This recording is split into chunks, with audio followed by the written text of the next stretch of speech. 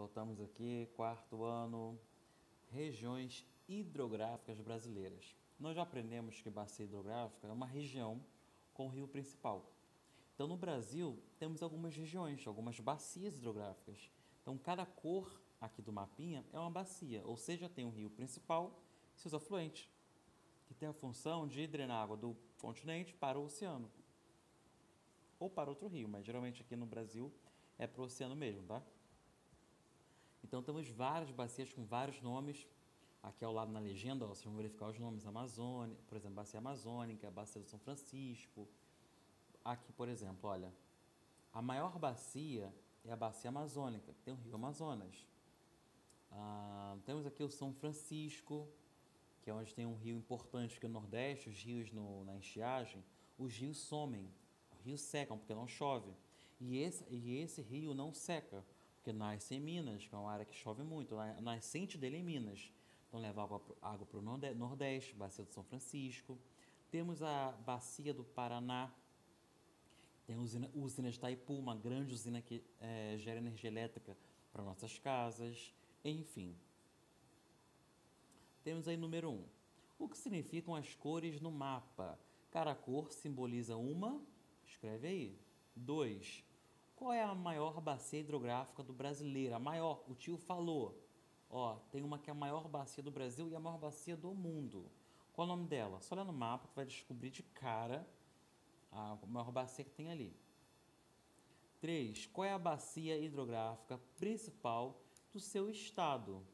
Tio, onde a gente mora? A gente mora no município de Magé, que fica no estado do Rio de Janeiro. Então, nossa bacia está aqui, ó. Se eu tenho essa cor roxa, eu vou olhar aqui, ó. Vou verificar que o nome é Atlântico Sudeste. Bacia do Atlântico Sudeste. Rios de Planalto e rios de planície, tá? Então é interessante que nós temos alguns rios aí de Planalto, que são de áreas maiores, mas vamos fazer a leitura aí, tá? Os rios possuem, vamos lá, os rios possuem características próprias, pois dependem de diversos fatores como relevo, vegetação, clima e interferência humana. A maior parte dos rios brasileiros não seca. São rios permanentes ou perenes. Eles são aproveitados para o transporte de pessoas e mercadorias, pesca, abastecimento das cidades, para a agricultura por meio da irrigação e para a produção de energia elétrica.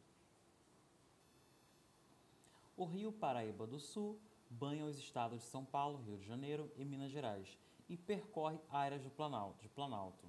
Ele atravessa a conhecida região do Vale do Paraíba e é o mais importante do estado do Rio de Janeiro. O rio Amazonas é o maior rio brasileiro, mas não tem sua nascente no Brasil.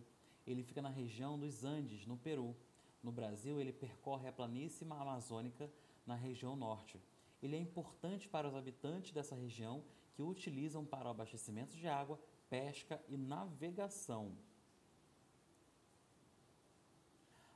Já o Rio São Francisco é um rio totalmente brasileiro.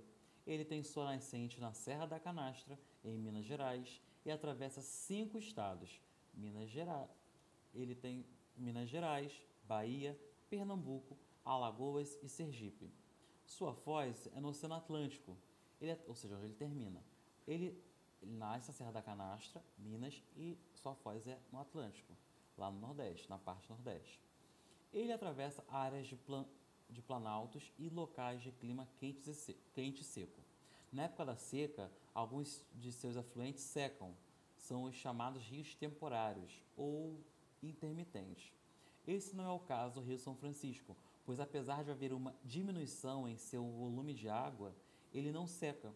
Por isso, é um rio muito importante para abastecimento, a irrigação e o transporte e, por percorrer terrenos acidentados de planalto, também é utilizado para a produção de energia elétrica.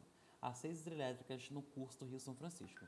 Então, é um rio muito importante, porque ele não seca, leva água para as pessoas beberem, criar animais, plantar e também gera energia para o Nordeste.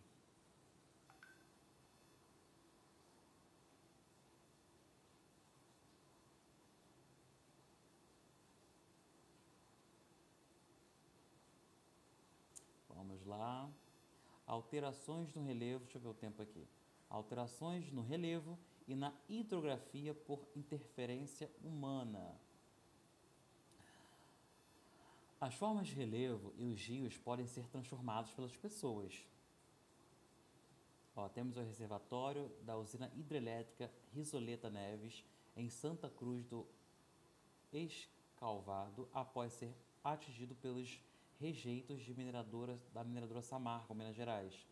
Então, temos aí um lugar onde uma mineradora, né, uma usina, ela quebrou e esse monte de rejeitos, lamas, sedimentos tóxicos acabou invadindo algumas áreas ali daquele rio. Aconteceu recentemente, tá?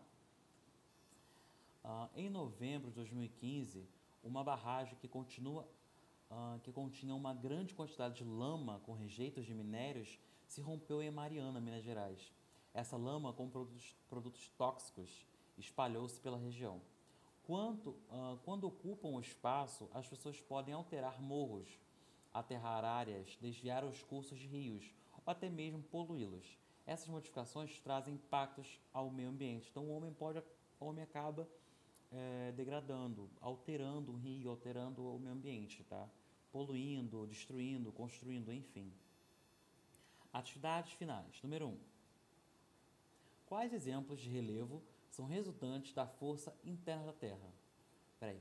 Quais exemplos de relevo são resultantes da força interna? Vulcões e cordilheiras. Então, os vulcões e as cordilheiras surgem a partir das placas tectônicas que se chocam uma com a outra dentro do relevo. Observe a fotografia e responda. Peraí, que fotografia é essa, tio? A praia de Itaúnas, município de Conceição da Barra, estado do Espírito Santo. Que fenômeno natural alterou o relevo dessa região? Explique. Tio, a erosão pela água do mar. Então pode falar assim, erosão marinha. Que as ondas vêm, acabam desgastando e criando aquele paredão. Tá, tio, mas como eu escrevo? A erosão marinha, né, que acaba criando esses paredões. Nós chamamos de falésias, com S de sapo, tá? Falésia. E 3. Tratando-se de forças externas, fora do relevo, quais outros fenômenos naturais podem alterar o relevo? Aí vocês podem falar sobre a ação do gelo, da água, das chuvas, dos rios, do ser humano, dos animais. Pode escolher, ok? E nós vamos ficar aqui na página 335.